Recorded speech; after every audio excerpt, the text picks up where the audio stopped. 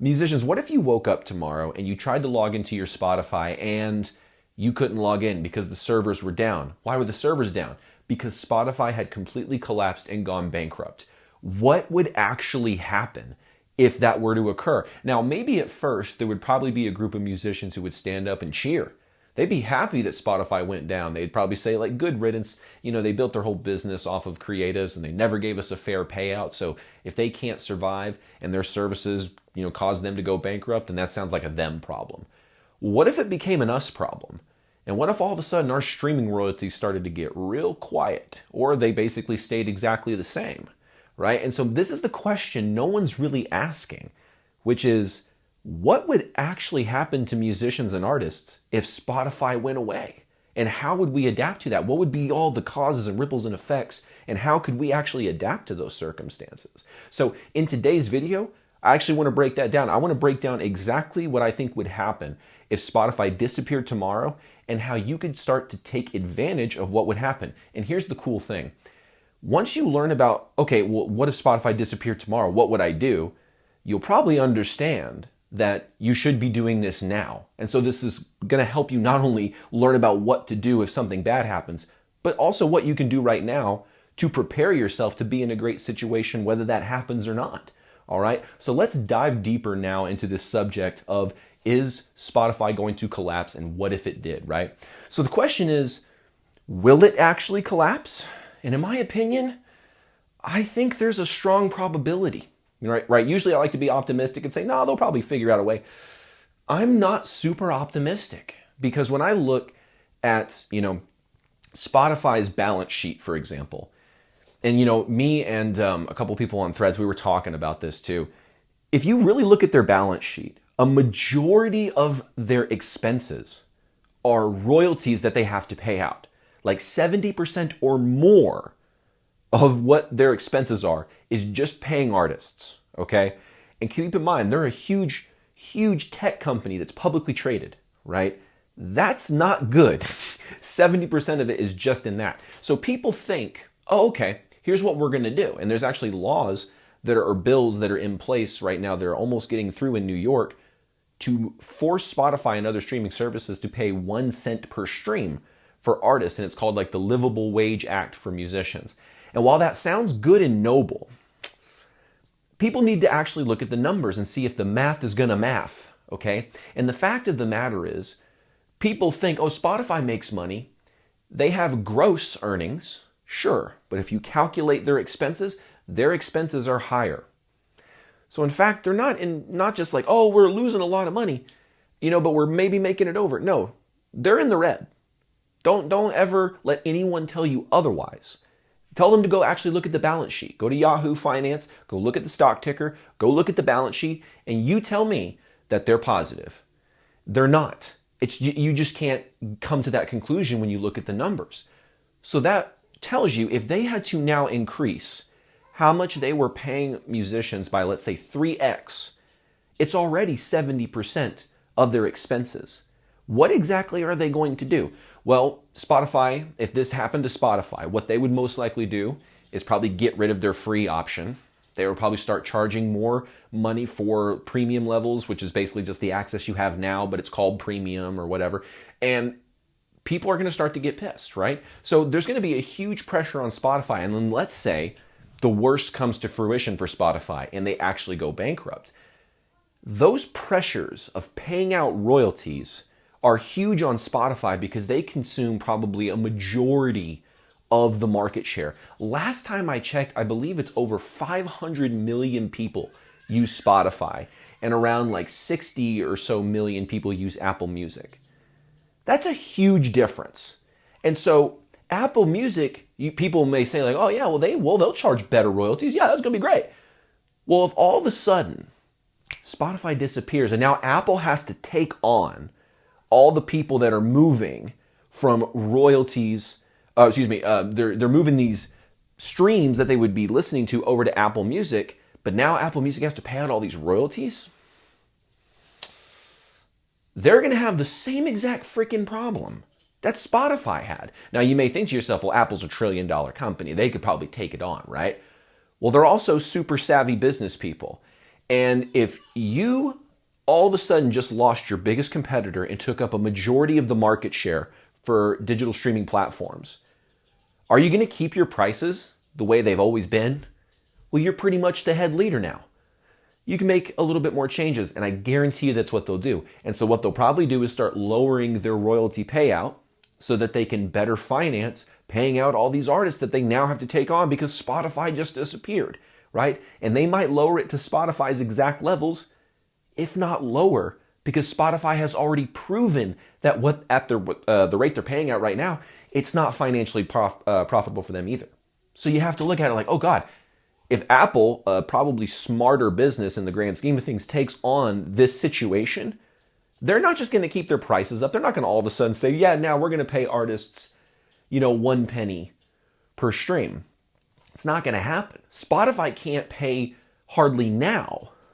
What makes us think that other companies are going to adopt that pressure and just be like, yeah, we'll just continue to lose money now to pay out all these artists? And again, I'm pro artists. I'm just telling you the reality of how big corporate media, and not big corporate media, big corporate business works. That's how they do things. I'm not saying it's a good thing or that's what I wish they would do. That's just what they gonna do. So we can sit around and say, no, we can try to force them to do something, but that's probably not gonna happen either. So we have to really look, okay, what are consumers gonna do now?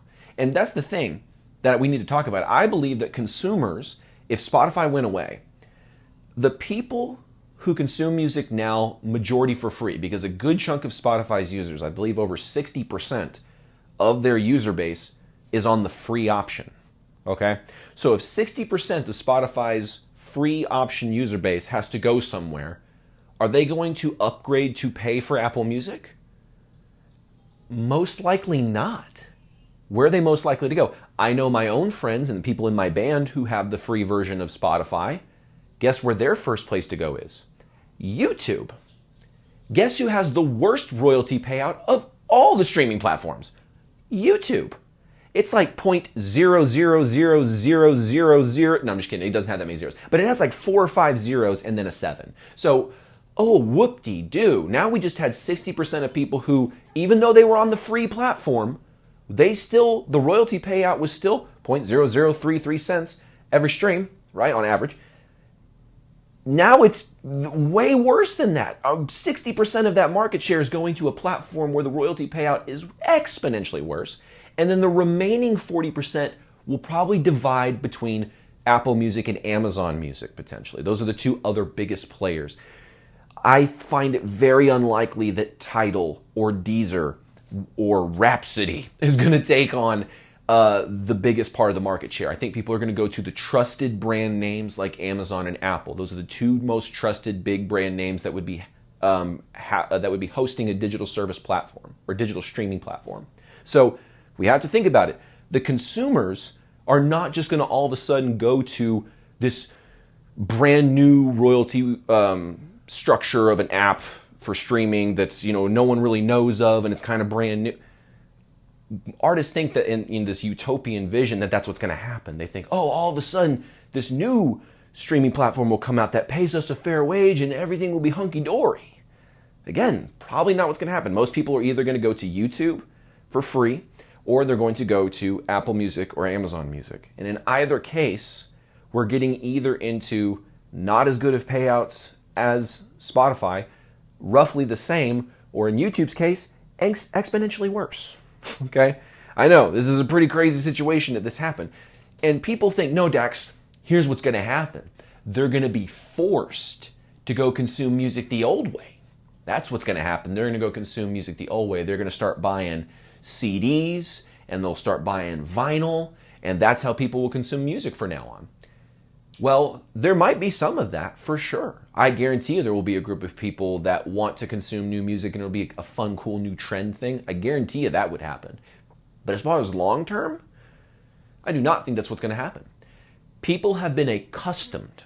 You have to really think about this, not in terms of what you think people should do or ought to do. We have to look at things from incentives. Charlie Munger, one of the greatest investment minds in the world, said, if you show me the incentive I'll show you the outcome. So you have to look at people's incentives. And they have been paying roughly $15 a month to get access to millions of songs.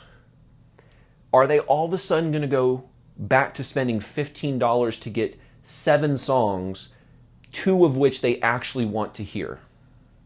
Do you really think people are going to start doing that? They'll just start avoiding that altogether, right? I'm just telling you, there will be the people who go in and like, I'm going to go buy some vinyl records and stuff.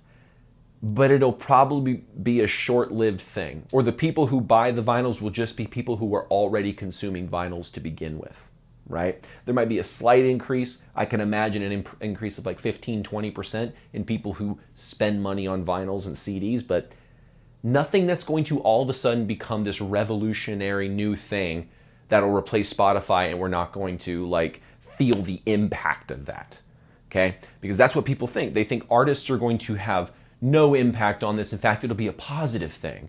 I'm like, you just gave 500 million plus users no home for streaming platform, and their options to go to would be exponentially worse in royalty payouts or basically the same. So what exactly good happens from that? And then we have to think about this, like, what really happens is you will get even less streaming royalties than you're getting now. And I know for some of you, you guys are like, Dax, I'm not hardly getting any streaming royalties. I'm like, then it will probably get a little bit worse. But actually, I'm kind of being slightly dramatic. Because there is a solution to this, I really believe. So years ago, I started discovering like this whole, Spotify conundrum, and I started looking at the numbers and started seeing like, oh goodness, they are not in a good position, and this is not going to last forever. We have a MySpace moment with Spotify. What does that mean? We have a piece of tech that comes in to lead the space, and it's probably not going to last forever, because MySpace did the same thing. It came in, there was Friendster and other kind of social platforms, but it came in and just dominated to create the modern version of it that we know now. Then what happens? Facebook, Instagram, and it all comes in, right? So I really think what's going to happen is we need to start evolving to direct marketing strategies already right now, so that when this comes, we're prepared. And along the way, you're actually setting yourself up for the best possible career trajectory if you're a DIY independent musician. Because the strategies of direct marketing are the things that have allowed musicians to succeed for decades in spite of the odds of the industry. It really is. And so we have to look at this from a different perspective. We have to say, okay, instead of putting all of this hope into streaming royalties that's going to be our savior for how musicians are going to have a livable wage, I guarantee you the only people who get wealthier in these situations are the top 1% of artists. Because think about this for a second. Practically speaking, let's say, my math's going to be slightly off because I'm just doing it off the top of my head, but let's say right now you get 1,000 streams in a year. And so you get like, $30 or what is that? Like, is it 30 or 300 or something like that? You don't get very much, right? I'm going to say 30 just because, again, I'm not going to pull a calculator out right now.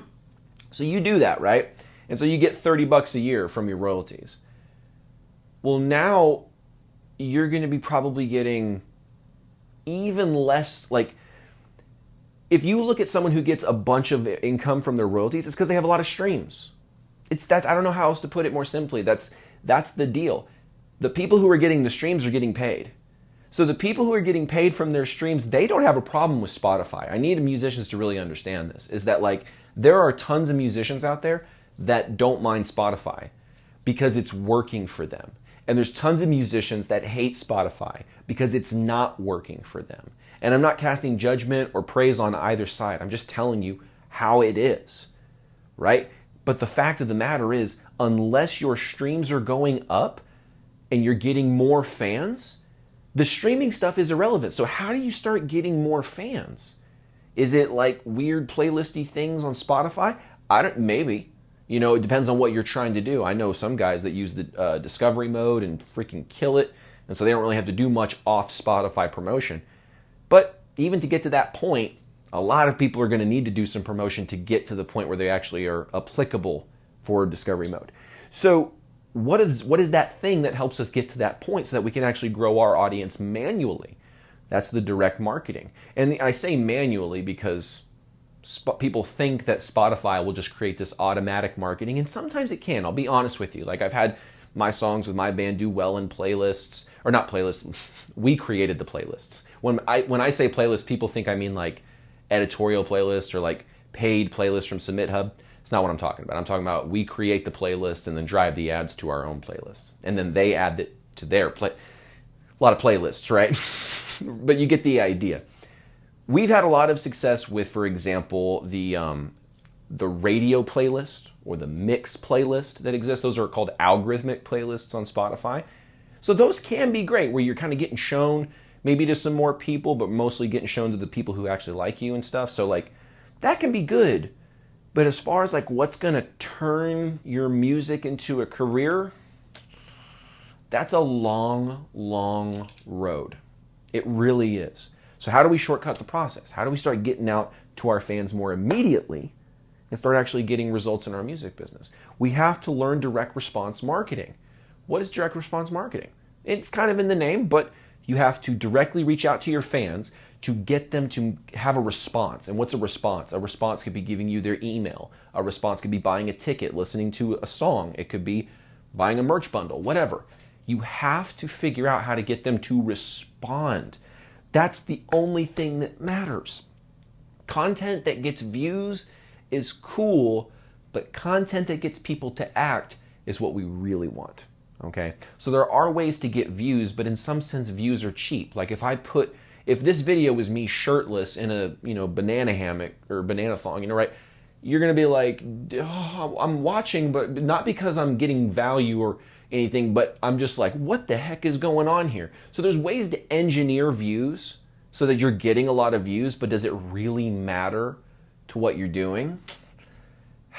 Usually not, because most people don't know how to, all of a sudden, like if I was, for example, sorry to put that image in your head, y'all, of me in like a banana thong or whatever, you'd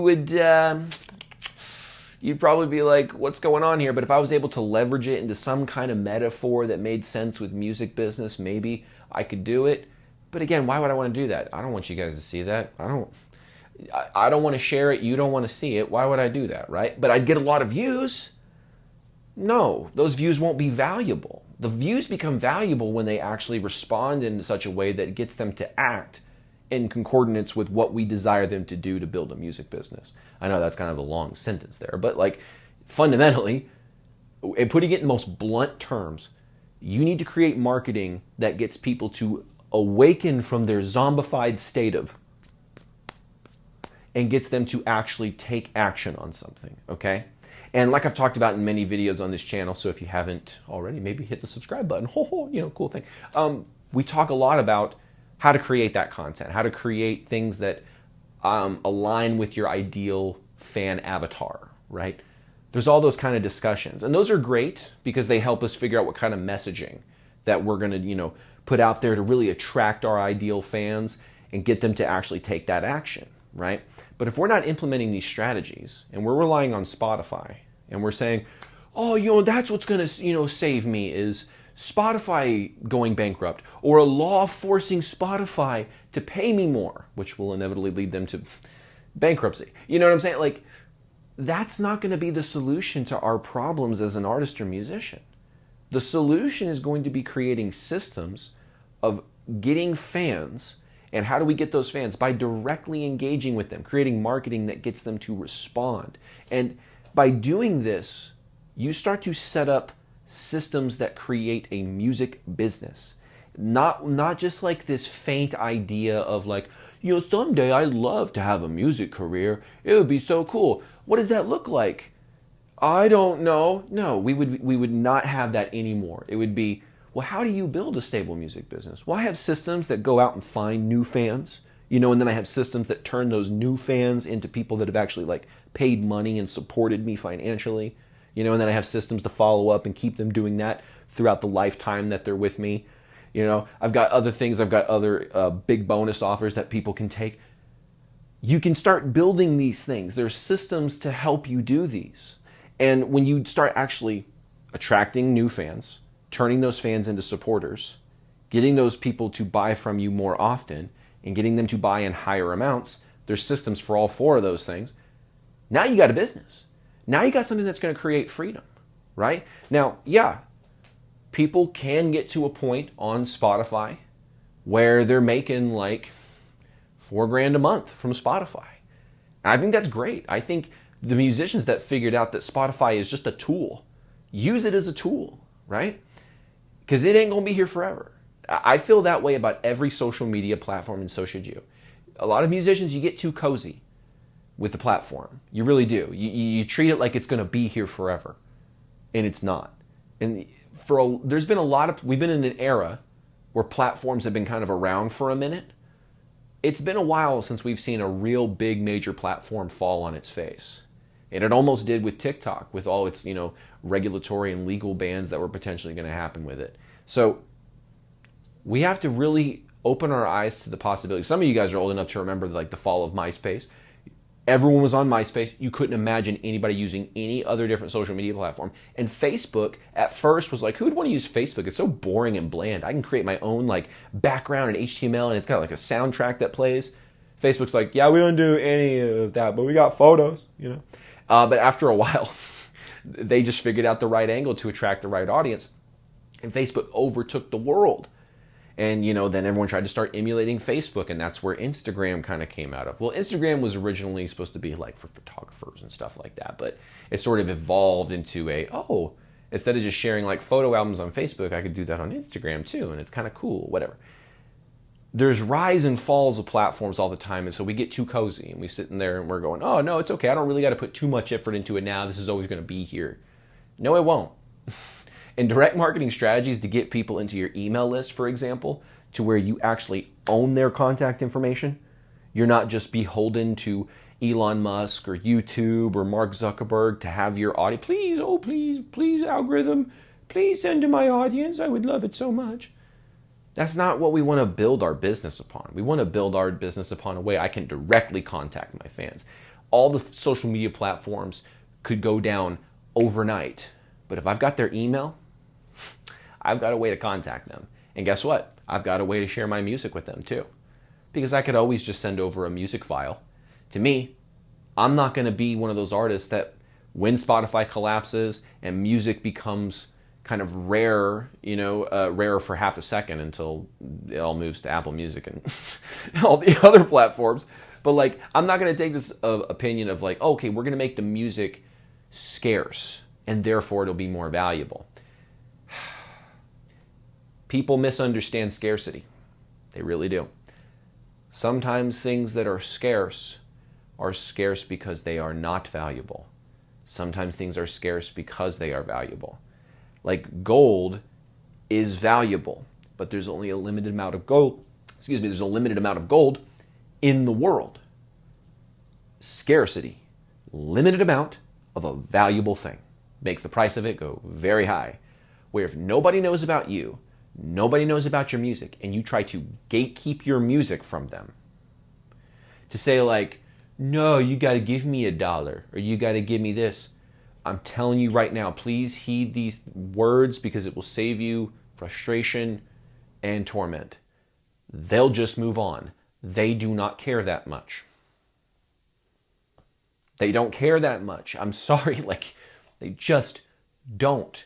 So what I'm going to do is, let's say Spotify goes down, Apple Music goes down, Instagram goes down, they all go down.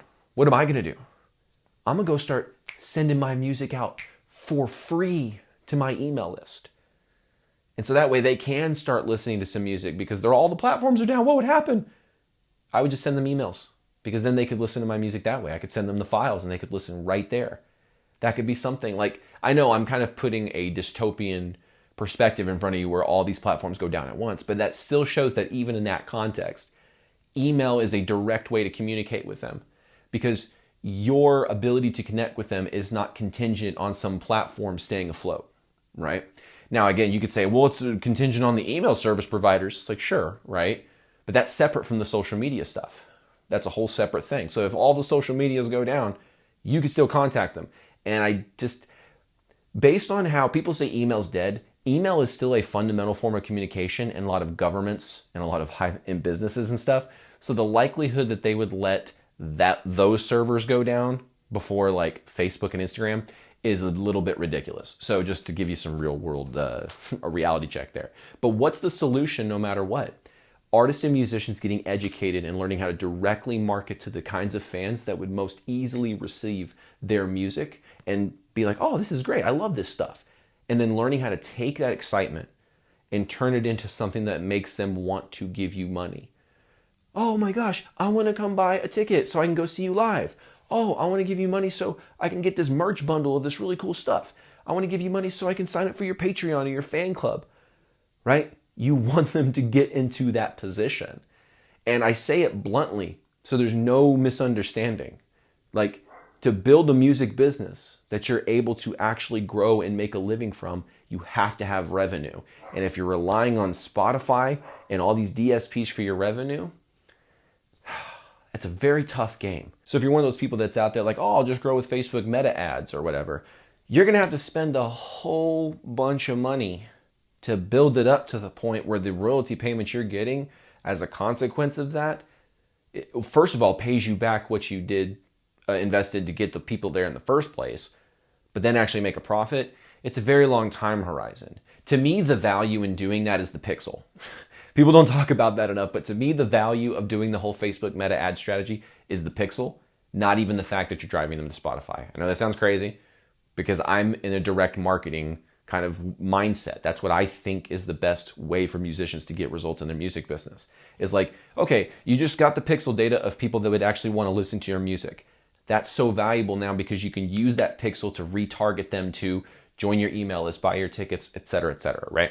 So it's just a very powerful thing, but it's a direct marketing perspective. Spotify just happens to be a little bonus that we send them to a place where they can consume our music relatively easy, and we get paid royalties. Even though it's pretty small, we still get paid something, right? Because the real value is getting them in our email list so that we can reach out to them and start, selling things, but not like a, infomercial salesman or anything like that. But you start selling things cool because the music does a lot of the bonding that most companies don't like. Music is your marketing, and that marketing creates a bond. And most companies have to fight really, really, really, really, really hard to create the bond. We don't really. I mean, we do, but we don't, right? Because the music, if they genuinely connect with the music on a deep level, we don't really have to sell them. We just have to show them what we have available as an offer, and then they'll most likely take it. So hopefully you guys understand that if Spotify went down, all of a sudden streaming royalties are not going to all of a sudden become the livable wage that we think it's going to become. It'll most likely stay the same or get worse. And so in either case, let's say Spotify is around for another 25 years. Does that mean we should still just rely on Spotify to be our, number one source of income? I don't think so. I think the money really is made in the bond that you have with your fans and the ability to give them ways to support you, right? That's really what selling something is as a musician. You're just like, hey, here's a way that you could support me. You could buy a ticket to this show. Oh, there also happens to be a VIP ticket if you'd want to do that, right? It's just giving them a way to support you. Some people are like, but no one will want to buy this. I don't have a huge fan base. Let me tell you this. I'll end on this. When I was doing my very first VIP offer locally for my band, they were saying the same things. My band was like, I don't know if we can do this, man. We're not a huge band. We can't have this VIP where we charge people $100. Like, who are we? We're nobody. I even feel weird charging them $60. Maybe we can give them $40. I was like, no, that's too cheap. For everything we're providing soundcheck access, a Q&A, an acoustic performance, VIP parking, early access to the merch table, a merch bundle that's related to them being VIP, lanyards. They're getting all this stuff. We should not give it away for $30, $40. We should at least charge $100. And I don't want to do that. So I was like, okay, let's settle in the middle. We settled at $70, right? We had 7 people buy that VIP ticket the first time we offered it. There were people waiting to buy VIP tickets, at the gates. They're like, come on, give us a VIP ticket. And we just had our backs turned I don't know if I'm good enough to be able to offer a VIP ticket. And then there's people behind you going, it's like zombies trying to get in, just please let let me get in. And you're behind, you're like, I don't know if there's anybody who would ever want these things. And it's ridiculous. And so that's kind of a mind-opening experience that happened with me that got me to see that it's like, oh, like the reason some of my fans aren't buying expensive stuff is because I'm not offering them more expensive stuff. Like there's some people who, yeah, they could buy the only thing that you offer, which is like a cheap thing, but some of them want the premium experience. And if there's a premium experience to any concert, they're getting it. Go to any concert that has a VIP. It's mostly full. There's people who will buy these premium experiences. But we have this idea in our head that like, I'm not good enough to be able to offer something that anybody would want to take. It's not true. There's plenty of musicians that are independent. The first time they ever hear them is on a Facebook ad or live at a show, and then immediately become fans and want to buy something from them. That happens every single day. It happens by the thousands. But we get limited in our perspective because we hit a wall so many times, right? We get so much frustration from the repeated failures that we start to develop learned helplessness. And that doesn't help us at all, right? I've seen so many artists that have fallen prey to that. And please, please do not fall prey to that. To me, that is a symptom of the Spotify dilemma of people, focusing on Spotify. Like they need to increase royalty payouts because then we'll make a living wage. It puts them in this helpless mindset where they're just, oh, well, for me to be able to grow, something has to happen with some external force that I don't really control. When really the control is right in our hands. It's right between our brain, or right between our ears, between our brain, right in the very middle of the brain. No, it's right, we have everything we need. But we sit there and say, oh, I don't know, I'm not big enough to do it. No, you just got to start implementing the systems, right? You got to start figuring out, okay, how do I attract my dream fans? Let me build a system around that once I figure it out. Okay, how do I sell that? Build a system around it, right? So if you'd like some one-on-one help building some of these systems, yeah, surprise, I'm going to have a way that you can work with me, surprise, right? If you'd like some one-on-one help, I'd be happy to help you out, but we got to make sure that's actually a good fit first. So I have a link in the description that you can apply for a call, and it's free, but it's just kind of to see if it's a good fit for us to help you, right? I have people that reach out to me all the time, so I want to make sure that the people that I talk to are genuinely serious and actually want some help growing in their music business. Now, if you enjoyed this video, you got a ton of value, hit the subscribe button, the notification bell, like button, all that kind of good YouTube-y stuff. Leave a comment. What are your thoughts? What would happen if Spotify disappeared all of a sudden? And, what do you think would be the ultimate outcome, right? This is just my theory. What's your theory? Drop it in the comments, and I look forward to seeing you guys in another video inside of Musicians Ignite. Take care.